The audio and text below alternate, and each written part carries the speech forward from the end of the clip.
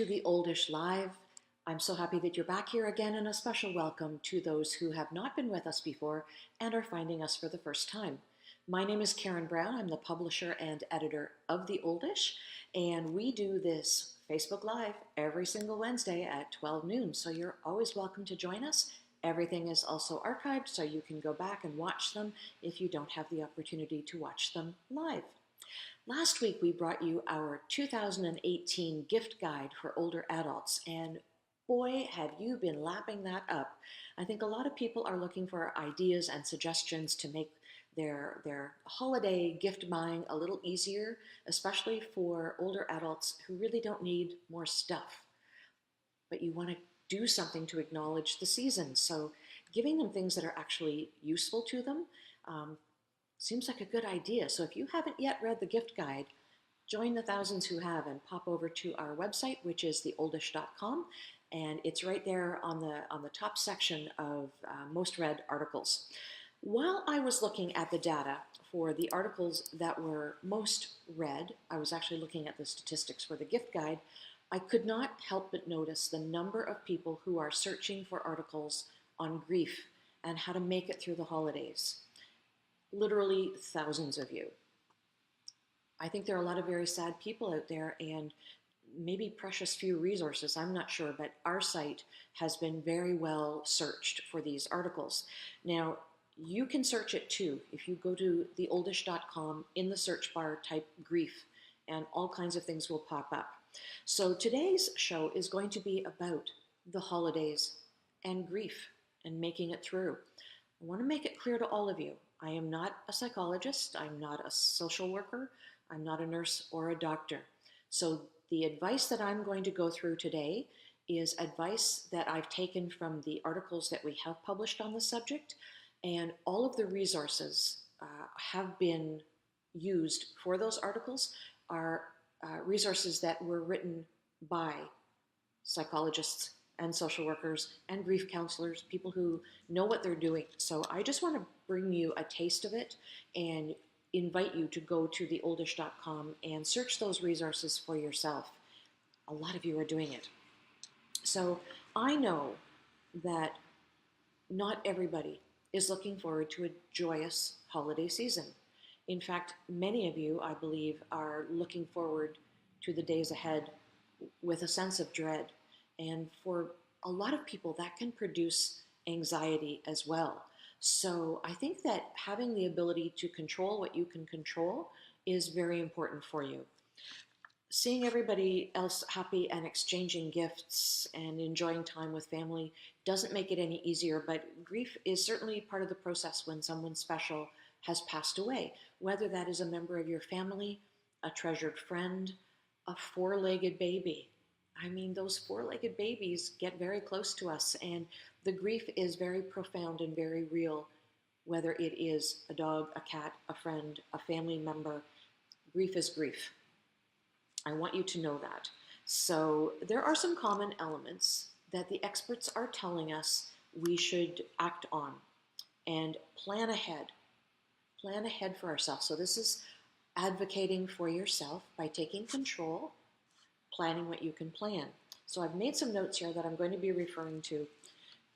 The first thing they tell us to do is that planning ahead is essential. Setting some boundaries that are comfortable for you is a very important part of the process.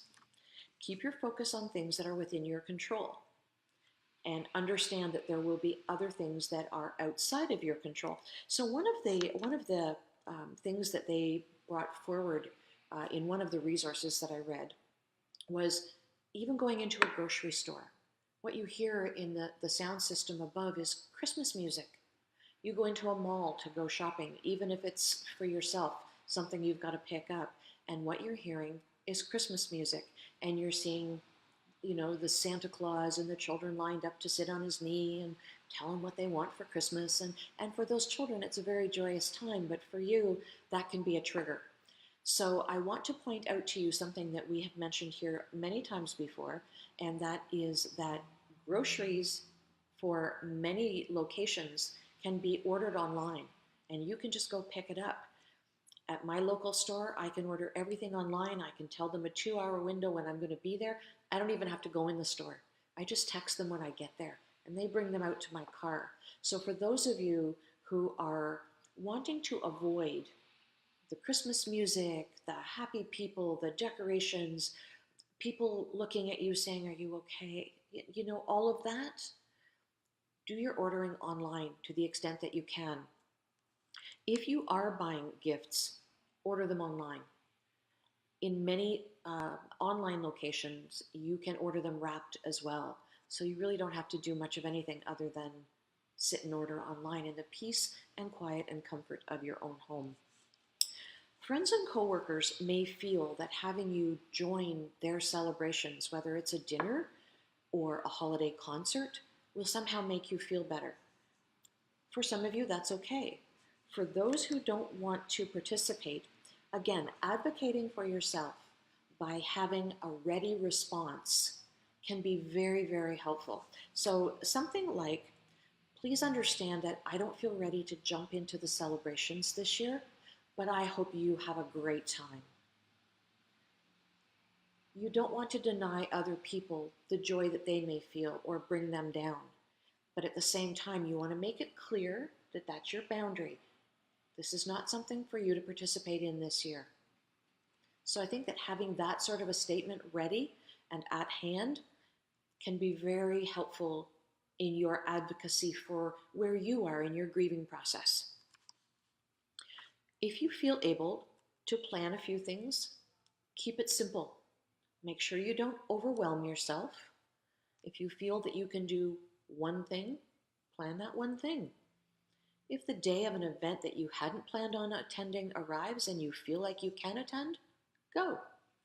I would perhaps suggest, and this was in one of the articles as well, drive yourself so that you have control over when you arrive and when you feel ready to leave. And if you get to the event and you just can't make yourself walk inside, don't. Go home. It's okay. It's okay for you to do that. Honor memories in a way that feels right for you. And feel free to develop some new traditions. In my family, when my children were older and our Christmas celebration involved only them and didn't involve extended family any longer, we chose to move our Christmas meal from Christmas Day to Christmas Eve. And I love it. We all actually love it. It's our own tradition. And, you know, Christmas Eve for me is a time when I feel like everything's done. If I haven't done it by now, it's not going to happen. So spending the day with my children, cooking a meal, I call them children, they're 28 and 30. They're both married, so they're hardly young children anymore. But spending the day with them, cooking, chatting, having a glass of wine, it's just lovely. And we have our Christmas Eve meal and we get all tidied up. And you know what? Christmas Day, it's jammies and leftovers while everybody else is driving places and working to get their Christmas turkey in the oven. We're chill. We're done. We just have our lovely time together. And now that my children are married, at some point in the late morning or early afternoon, off they go to spend Christmas Day with their spouses' families. That is what works really, really well for us. It may be something that you like to consider. Up to you. Feel free to steal it. I have a friend who doesn't feel up to putting up a Christmas tree this year, so they're not going to do that. Instead, what they have done is brought out a few pieces of a treasured Christmas village, a few ornaments that are very special to their family, put some lights around, and that's their Christmas acknowledgement. And that's just fine. It's lovely. If you don't feel like doing anything, though, don't do anything. It's okay. It's okay for you to do whatever you feel you can do.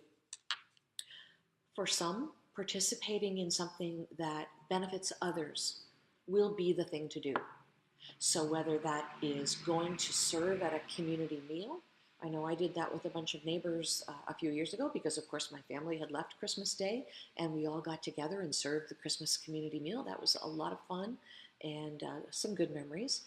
Maybe what you can do is go to a long-term care or a nursing home facility and sit with some of the residents hold their hand, have a cup of tea, reminisce. You know, for many older people who chose not to have children, this can be a very lonely time for them. For others, their families are far flung and may not be able to get home this Christmas to spend the time with mom or dad. So just having somebody come and sit and hold their hand and spend some time with them is a lovely thing. You don't have to talk about anything that you don't want to talk about or that makes you feel uncomfortable. That can be good. If you do get together as a family and you have grandchildren or other young children in the family, focus on them. They may well have experienced the same loss that you did, but they won't feel it in the same way. They're going to be excited about Christmas because Santa Claus is still a thing for them. If you have another religious tradition, your children are going to be excited about that. For instance, the Dutch have Sinterklaas, and Christmas Day really isn't much more of the gifts for them. It's a religious celebration. So whatever that period of time in the holiday is for you, acknowledge that the children are going to be excited and joyful about it and focus on them. Take the focus off of yourself and put it on them. If what you want to do is close the drapes and maybe stay under the covers and wish that day away, do it. Hopefully do it in a healthy way. You know, make sure that you're eating. Make sure that you're keeping your liquids up. You don't want to get dehydrated, and you want to make sure that you do have something to eat. Spend that day focusing on what makes you happy, which may be prayer.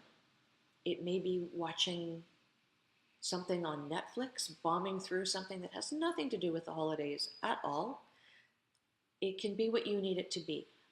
I do urge you, as the article suggests, though, that you tell somebody that you're going to do that. You don't want other people extremely worried about you and coming and banging on your door or knocking down the door, making sure that you're okay. Just tell someone you're okay, but you're going to spend the day alone. And guess what? The next morning you'll wake up and it will be December 26th. Fresh day, holiday behind you, and away you go. Last but not least, ask for help if you need it. Grief, as I said earlier, is a very layered thing. And if you need help to get you through the holiday season, make sure you ask.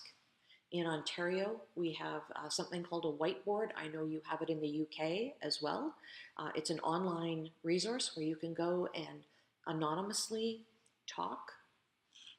There are other resources that will be open throughout the holiday season that you can make use of. If you see a counselor or a grief counselor, a social worker, a doctor, anything like that on a regular basis, make sure you anticipate what you might need and get some tools in hand to help you out. Okay? So those are some of the tips and tricks that I have pulled from the resources that can be found on theoldish.com for you. You can feel free to go and look at them. There's more than what I have just said here. As I said, you go into the search bar, you type grief, and all these resources will come up for you. But please do seek whatever resources make the season a little easier for you to make it through. Please join us next Wednesday at 12 noon for another edition of The Oldish Live. I don't know what our topic will be yet, but we'll make sure that we post that when it's available. And until then, look after one another. Please do remember that it takes a village to age a senior, and it may well take a village to see you through a sad time. Take care, everyone. Bye.